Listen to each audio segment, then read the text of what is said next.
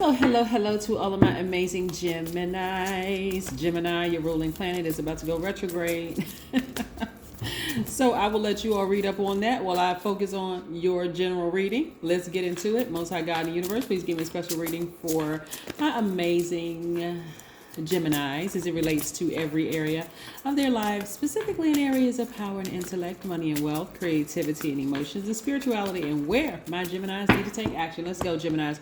We are 10 days away also from a full moon. So we're going to talk a little bit about the number 10 because I have another channel. I'm starting an informational channel where it's going to be focusing solely on information. So we're going to keep this on tarot card reading, right? So if I give you just a little tidbit about the number 10, it ties into your reading.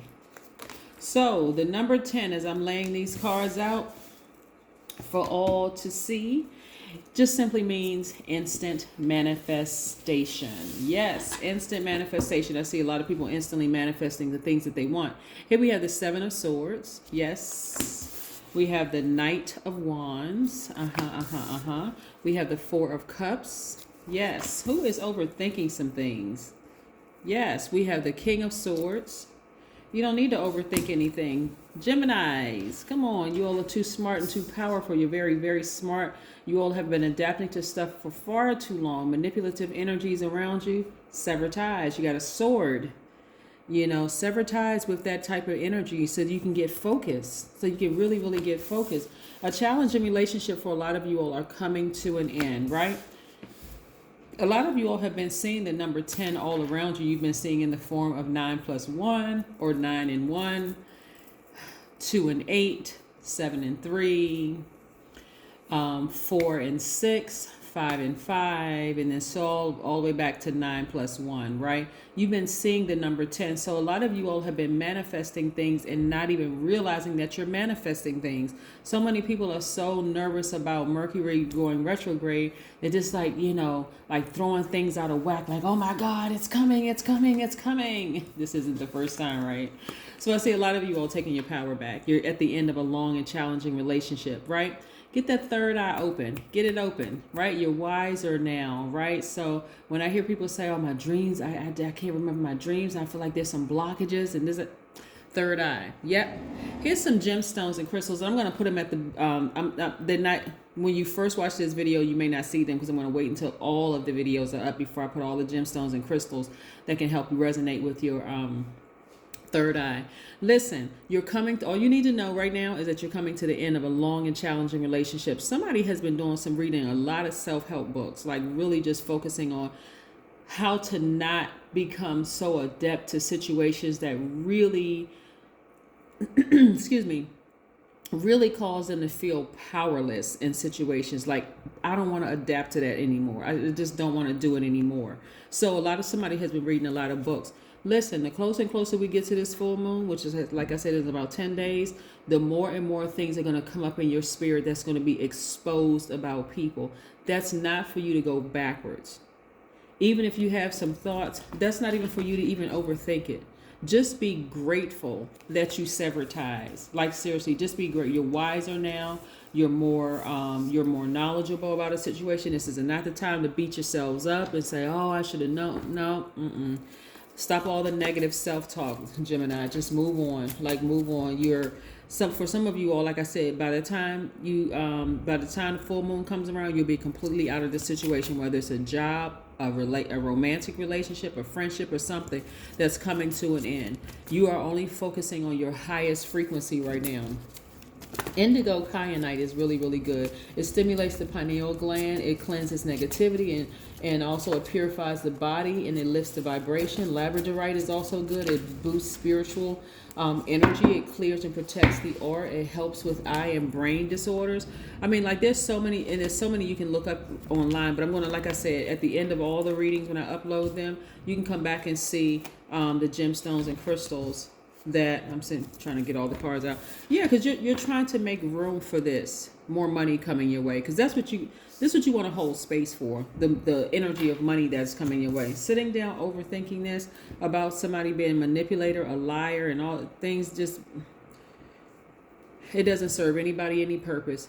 Be in a posture of gratitude. When you see that number 10, instantly manifest, I am healed. I release that energy into the universe, let karma deal with it, and it's no longer in my field anymore. Nope. I'm not overthinking this anymore. You're gonna get back to work, focusing on being a leader, getting that fire up under you, right? Being the first one in your family to do X, Y, and Z. That's what you're going to be focusing on. You're focusing on your business. You're focusing on your leadership position at work. You're focusing on seeing yourselves how other people see you. This is how other people see you. They see you as an emperor, right? And you have the Midas touch, so money is still attracted to you. Also, again, I don't see you these self-help books, because a lot of you all are like sponges, right? Just absorbing information. That energy, that manipulative energy from that other person is going to fall by the wayside. It's been exposed. It's like, okay, I knew it. Let me just move on from this. I'm just not doing it anymore. The Emperor card is attached to Aries. The Moon card is attached to Pisces.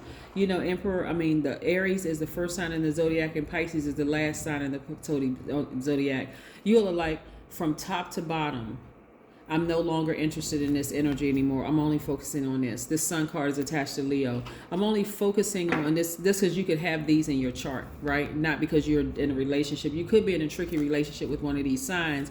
But what I'm saying more importantly, you are saying to yourselves, listen, I'm focusing on me. I'm focusing on my healing. That's what I'm focusing on, my healing, my self-help.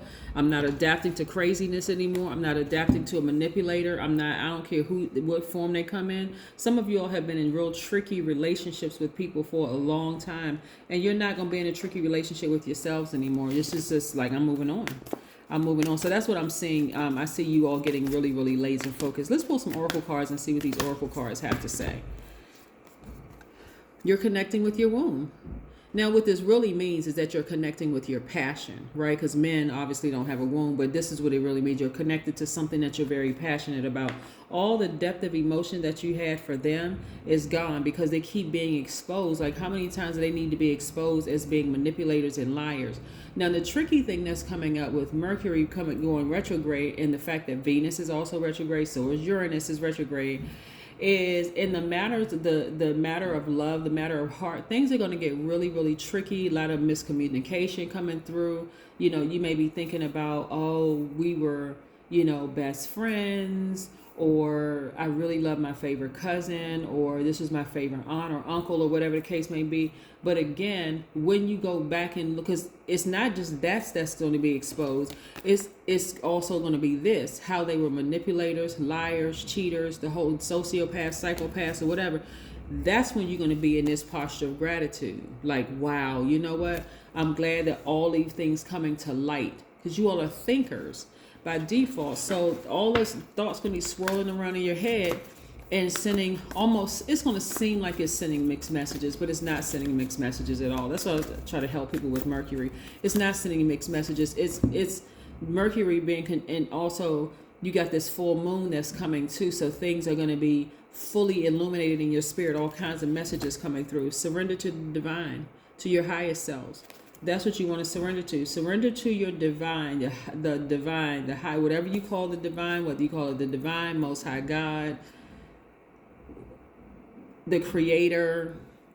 You know what I'm saying? That's what you want to surrender to, because this person has been exposed, or people have been exposed over and over and over again. You just need to get laser focused and just, push through these retrogrades and push through this full moon that's coming. Okay, that's what I have for you. But again, primary focus and takeaway from this for you, Gemini, is to focus on your passion. And I'm talking about get laser focused on whatever it is you're passionate about.